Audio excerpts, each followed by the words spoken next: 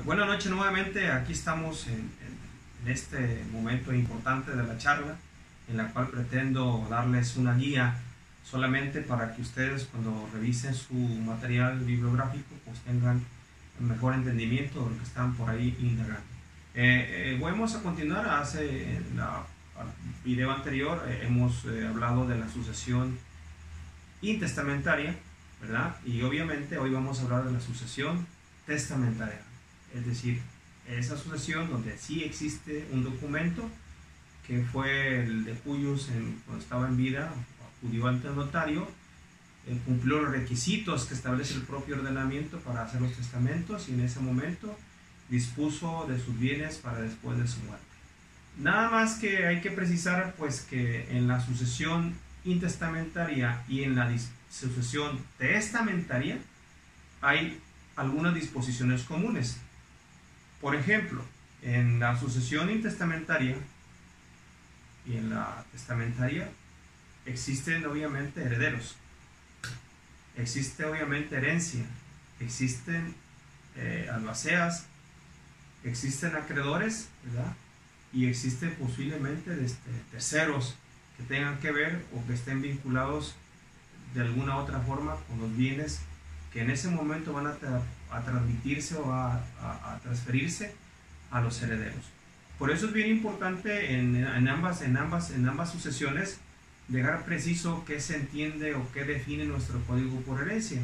Y en el artículo 1177 del ordenamiento estatal civil establece que la herencia es la sucesión en todos los bienes del difunto y en todos sus derechos y obligaciones que no se extinguen con la muerte. ¿Qué significa esto entonces? Que habrá derechos y obligaciones que sí se extinguen con la muerte. Pero cuando precisa de aquellos que no se extinguen, entonces eso nos motiva a leer de forma muy acuciosa los artículos para que podamos descubrir cuáles sí se extinguen y cuáles no se extinguen. Eso es sumamente importante y muy general, que los invito a que hagan la investigación para que ustedes puedan tener de propia mano la información. También hablamos de que hay herederos, ¿verdad? En la sucesión intestamentaria, pero también en la donación testamentaria.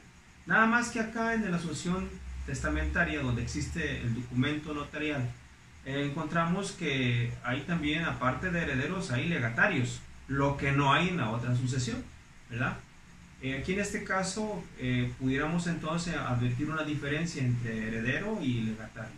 Y nuestro ordenamiento es muy claro, muy sencillo, establece que el heredero es aquel que recibe de forma universal todos los bienes del difunto con sus derechos y sus cargas también, ¿verdad? Y en el caso de los legatarios o en el caso del legado solamente recibe bienes determinados, es decir, no tiene cargas el legatario, no recibe cargas a menos que en el testamento el de cuyos, el autor de la herencia, las haya determinado. Quiere decir entonces que puede ser que el de cuyos dejó todos los bienes a nombre de Raúl, por citar un nombre, y a Juan solamente le dejó una casa, ¿verdad? Entonces quiere decir que Juan se convierte en el legatario y Raúl se convierte en el heredero, porque él recibe todo. También decíamos que en el curso pasado, en el video pasado, mencioné que hay las etapas del proceso sucesorio, ¿verdad? Y que en este caso había una partición, ¿verdad? Y había una liquidación. Habrá ocasiones en que cuando se hace la liquidación de la sociedad, perdón, de la sucesión, encontramos ahí que los bienes no son suficientes para pagar las obligaciones que tenía el difunto, ¿verdad? El de cuyos. Y entonces en este caso hay un beneficio que contempla nuestro ordenamiento y la doctrina que se llama el beneficio de inventario. ¿Eso qué significa? Que los bienes o las deudas se van a pagar hasta donde ajuste la masa hereditaria. Por eso entonces el albacea tiene que estar muy pendiente cuando haga su función de administración o representación de la sucesión, pues obviamente tiene que hacer el inventario, tiene que hacer el avalúo y en ese caso tiene que cuadrar los bienes que tenía el difunto con las deudas que tenía el difunto. Y en este caso el beneficio de inventario tiene una ventaja, que esto no hace que los herederos paguen si aceptan la herencia, ¿verdad? Si van al juicio.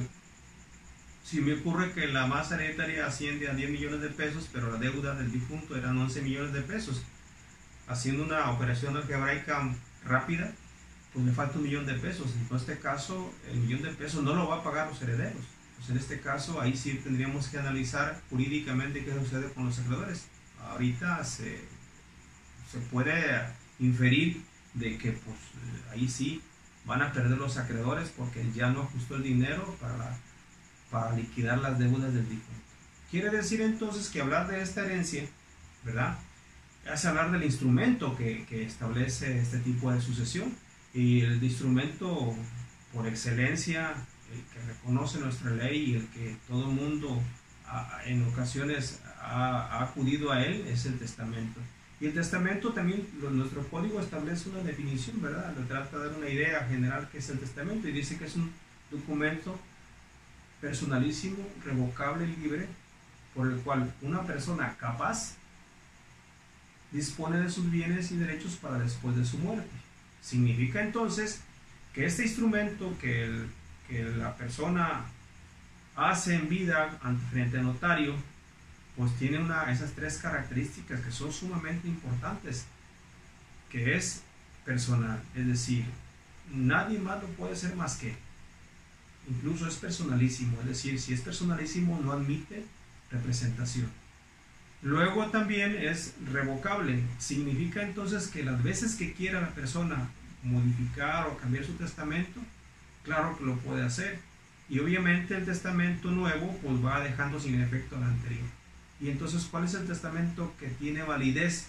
Pues el último a la muerte de cuyos, ¿verdad?, de la persona. Significa entonces que puede hacer 10 testamentos, pero el último, el testamento 10º, es el que tiene la vigencia con respecto a los otros 9, a menos que cuando se hace el testamento, el que lo elabora le dice al notario o le inscribe al notario que alguna característica, pero si es fuera de esos casos, entiéndase entonces que el testamento reciente a la muerte es el que tiene vigencia con respecto a los anteriores.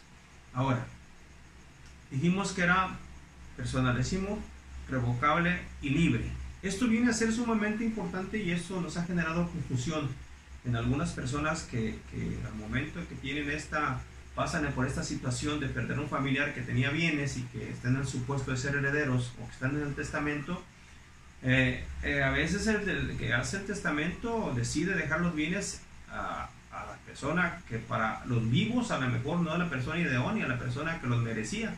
Sin embargo, como ese documento es libre, entonces el autor de la herencia, en este caso el testador, pues este señor decide qué hace con sus bienes, porque en esa libertad que tiene, él determina a quién dejar los bienes. Y en lo que no sucede en el caso de la sucesión intestamentaria, ¿verdad? Aquí posiblemente a lo mejor el heredero ni siquiera es familiar del difunto, ¿verdad? Sin embargo, por cuestiones de su dominio sobre los bienes, decide qué hacer con los bienes. Entonces, para nosotros en este tipo de sucesión es sumamente importante analizar o determinar los instrumentos que requiere el testador pues, para disponer de sus bienes. Entonces, por tanto, nuestro ordenamiento, nuestro código establece que hay tipos, ¿verdad? Hay tipos de testamentos, ¿verdad? Y esa información obviamente ustedes también la tienen ya en su material bibliográfico que con antelación se les hizo llegar. Y entonces vamos a encontrar que tenemos obviamente 8 tipos de testamentos, ¿verdad? Tenemos 8 tipos de testamentos divididos en 2 grandes grupos. Los testamentos que se hacen frente a notario y los testamentos que se hacen sin estar el notario presente, pero que después son ratificados, ¿verdad? Eso es sumamente importante. Entonces aquí, en este caso, podemos encontrar que hay testamentos ordinarios y hay testamentos especiales.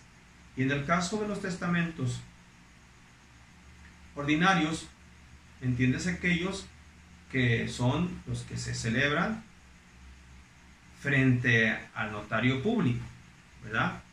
Y al notario público puede ser que vaya el testador y diga, voy a hacer un testamento público abierto. Es decir, llego al notario y le digo, notario, escribe lo que te voy a dictar. Obviamente el notario, como también ese abogado pues tendrá que irlo conduciendo en lo que están hablando en el testamento. Entonces, por eso es un público abierto. O puede ser que el testador llegue al notario ya con su testamento redactado, pero en un sobre cerrado, ¿verdad? Ya nomás pide que el notario haga el protocolo de poner los timbres, las marcas, las señas, los sellos, pues para que ahí diga que se guarda la disposición de fulano de tal, y posiblemente el notario no se dio cuenta qué decía el testamento. Sin embargo, pues él está dando fe de que está a su disposición testamentaria. Hay otros testamentos que son públicos simplificados. Estos son testamentos que generalmente se dan cuando la autoridad estatal, las que se encargan de regularizar las tenencias de la tierra, hacen una disposición, dice, nombre un beneficiario cuando estamos haciendo la escrituración de su terreno que estamos regularizando. En estos casos, el testamento simplificado es muy simple, es como nombrar solamente un beneficiario. Y el testamento hológrafo es aquel que se hace de puño y letra, ¿verdad? Y que también se lleva al notario, pero que no va en sobre cerrado, pero por cuestiones urgentes se hizo así. Nada más que estos testamentos obviamente requieren la formalidad del notario, pero también que haya cierta cantidad de testigos. Entonces, por eso es sumamente importante para nosotros esos 4 instrumentos que son los testamentos ordinarios, que son de forma genérica, que se hacen frente al notario. Hay otros 4 que no se hacen frente al notario, es decir, el testamento son los conocidos como los testamentos especiales, son los testamentos privados, el testamento militar, el testamento marítimo y el testamento hecho en país extranjero. Cada uno de estos tipos de testamentos tiene su propia característica y su propia definición dentro del Código Civil, que nada más como parte de información, estos se hacen sin que esté presente el notario, aunque después tengan que ratificarse, invitando a la esposa a que revisen su código para que pueda determinar esas características, ¿verdad? Otro punto importante en esto de la sucesión testamentaria es interesante porque en el testamento el autor de la herencia, el testador, puede dejar un montón de muchas características, ¿verdad? Puede dejar sustitutos, puede determinar ciertos legados, puede dejar condiciones, obviamente condiciones que jurídicamente sean posibles de elaborarse. Entonces, como que tener un testamento da la posibilidad de tener establecida formalmente la sucesión, a diferencia de la intestamentaria que queda al gusto y a la acreditación del parentesco, ¿verdad? Eso es sumamente importante. Y entonces también tenemos que determinar en este tipo de sucesión que sigue el mismo proceso del reconocimiento de herederos, que la albacea, el inventario, el avalúo, la liquidación, la partición, la adjudicación, y ya viene obviamente que ya se determinan los verdaderos y legítimos dueños de los bienes del autor de la herencia. Ojo, a través de un testamento. Un punto interesante, hay ocasiones en que la persona que fallece deja parte de sus bienes en un testamento y otra parte de bienes no los menciona en el testamento. En este caso, la sucesión lleva 2 caminos. Los bienes que dejó en testamento se llevan por sucesión testamentaria, y los bienes que no están en el testamento por sucesión intestamentaria. Hay ocasiones que quien aparece en el testamento, ¿sí?, no es familiar del difunto y entonces no recibe bienes en la sucesión intestamentaria. Pero si todos los que están en el testamento son familiares del difunto y son en el grado que establece la ley, entonces en ese momento reciben bienes en el testamento y reciben bienes en la sucesión intestamentaria.